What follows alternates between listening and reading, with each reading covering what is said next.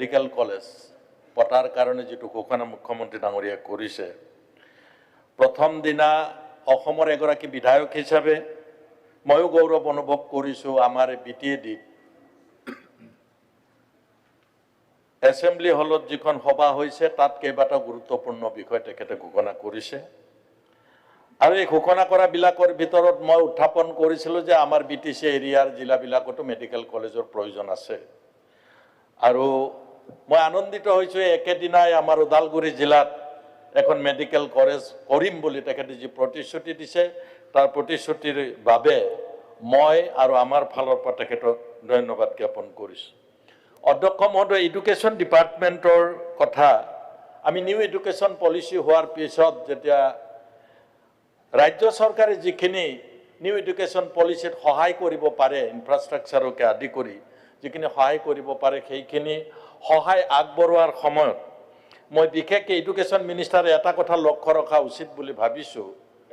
যে য'ত কলেজ পাতে আৰ্টছ কলেজে হওক কমাৰ্চ কলেজে হওক ছায়েন্স কলেজে হওক তাত নিয়াৰেষ্ট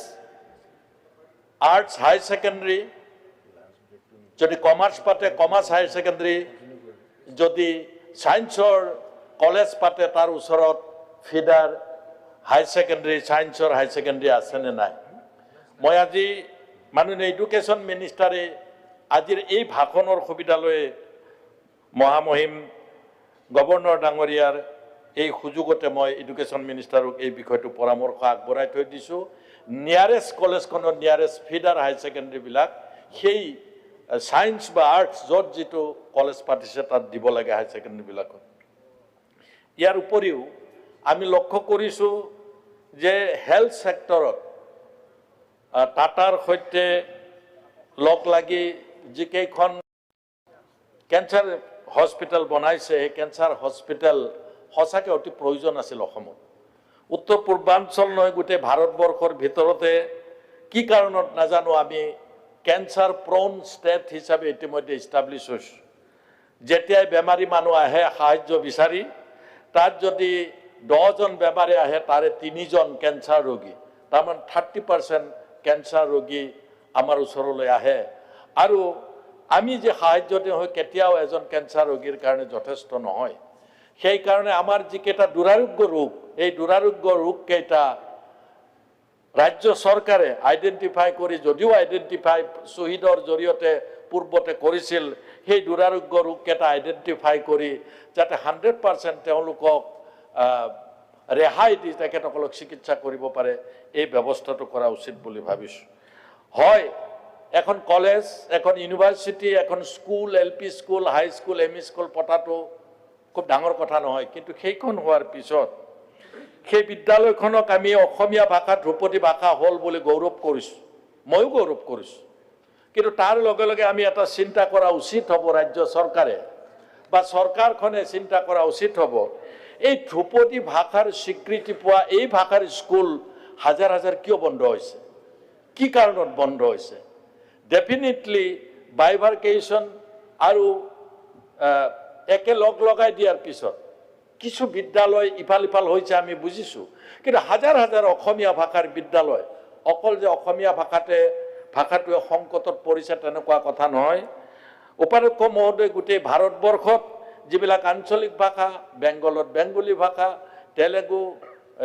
বিভিন্ন ভাষা আজি বিপদত পৰিছে আঞ্চলিক ভাষাসমূহ সেই ভাষাৰ পৰা ইংৰাজী মাধ্যমলৈ পঢ়িবলৈ ঢাপলি মেলিছে ল'ৰা ছোৱালীবিলাকে গতিকে মই ভাবোঁ ৰাজ্য চৰকাৰে এইটো খুব ভাল ধৰণে আমাৰ ধ্ৰুপদী ভাষা হোৱাৰ পিছত অসমীয়া ভাষাৰ এখনো বিদ্যালয় ভৱিষ্যতে যাতে বন্ধ নহয় তাৰ এক পৰিকল্পনা কৰিবৰ কাৰণে মই পৰামৰ্শ আগবঢ়াইছোঁ আমি দেখিছোঁ যে অসম চৰকাৰে top to bottom new education পলিচিৰ ফলত টপ টু বটম সহায় কৰিবৰ কাৰণে চেষ্টা কৰিছে ইভিন প্ৰি প্ৰাইমাৰীও আৰম্ভ কৰিবৰ কাৰণে অংগনবাদী কেন্দ্ৰবিলাক অত্যাধুনিক অংগনবাদী কেন্দ্ৰ বনাইছে স্কুলবিলাক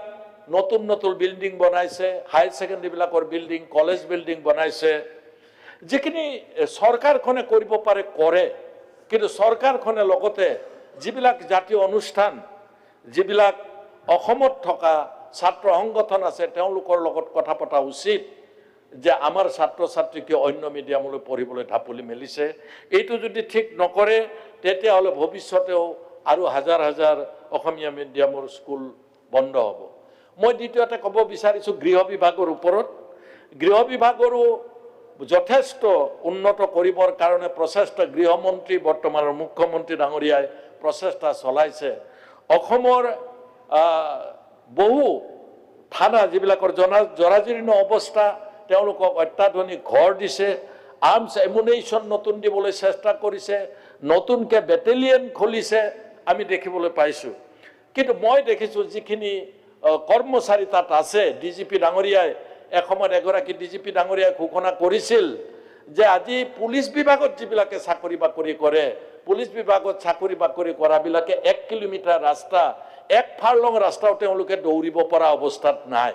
তেওঁলোকৰ স্বাস্থ্যৰ যিটো অৱস্থা। গতিকে ডিজিপি ডাঙৰীয়াই ঘোষণা কৰিছে পেটটো কমাব লাগে, মেদবহুল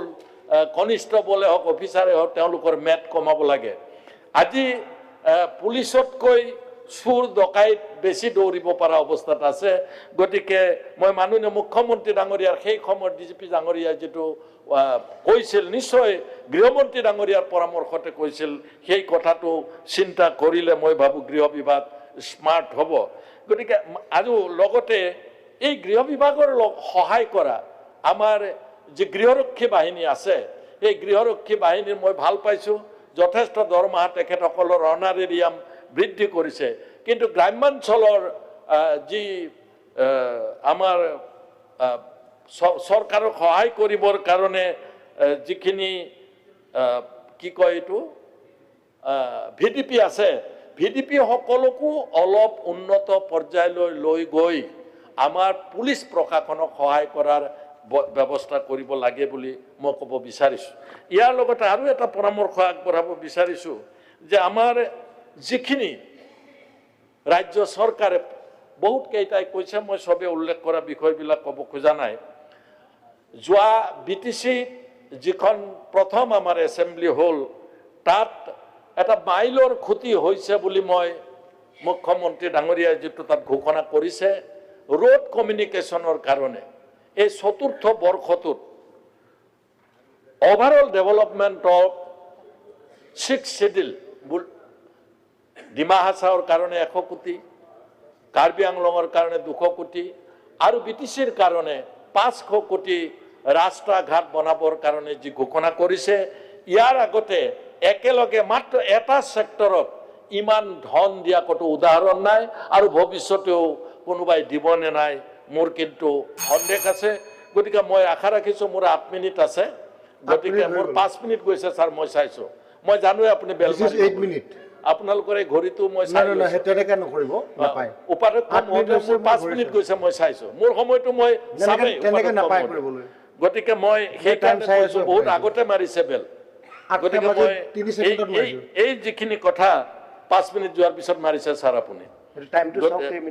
গতিকে মই সেইকাৰণে ক'ব বিচাৰিছোঁ যে আজিৰ দিনটোত BTC অঞ্চলৰ ৰাইজ এই ক্ষেত্ৰত যথেষ্ট হেপী। মই কিন্তু লগে লগে এটা কথা ক'ব বিচাৰিছোঁ উপাধ্যক্ষ মহোদয়, আমাৰ খাদ্য সুৰক্ষা কাৰণে যিবিলাক আমি কাৰ্ড দিলোঁ প্ৰত্যেকগৰাকী বিধায়কক তাত জড়িত কৰা হৈছে, তাৰ কাৰণে ধন্যবাদ দিছোঁ। আমাৰ যিবিলাক আপত্তি আহে আমি নিষ্পত্তি কৰিব পাৰিছোঁ, কিন্তু তথাপি খাদ্য বিভাগৰ দুৰ্নীতি আগতেও নাম আছিল, এতিয়াও আছে, ভৱিষ্যতে নাম থাকিব, কৰাপ্ট ডিপাৰ্টমেণ্ট বুলি, কৰাপশ্যন হয় বুলি আছে। এখন য'ত সুবিধা পায়, বিশেষকৈ মাইনৰিটি এলেকাত যিবিলাক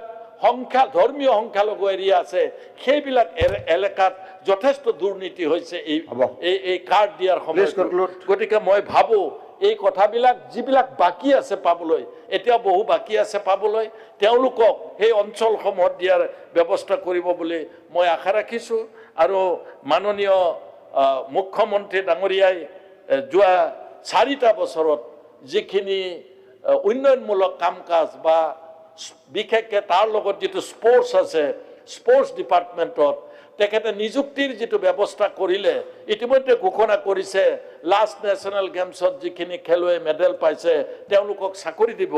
আৰু এই প্ৰশ্নটো মই উত্থাপন কৰিছোঁ যে শেষত উপাধ্যক্ষ মহোদয় শেষ পইণ্ট হিচাপে মই এইটো গৌৰৱ কৰিছোঁ যে আমি 3 পৰা 4% মাত্ৰ স্পৰ্টছ কোটা বিচাৰিছিলোঁ আজি অসমৰ মুখ্যমন্ত্ৰী ডাঙৰীয়াই বোধহয় এইটো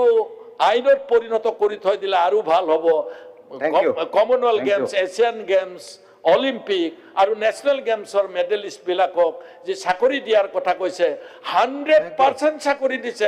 1% 2% 3% 4% নহয় ইয়াৰ লগতে স্পৰ্টছ ডিপাৰ্টমেণ্টৰ এইবাৰ উন্নত প্ৰদৰ্শন হোৱা নাই নেশ্যনেল গেমছত গতিকে মই ভাবো যে প্ৰত্যেকটা ডিপাৰ্টমেণ্টত অলপ ভাল কোচ দিয়াৰ কাৰণে ক্ৰীড়া বিভাগে চিন্তা কৰিব ধন্যবাদ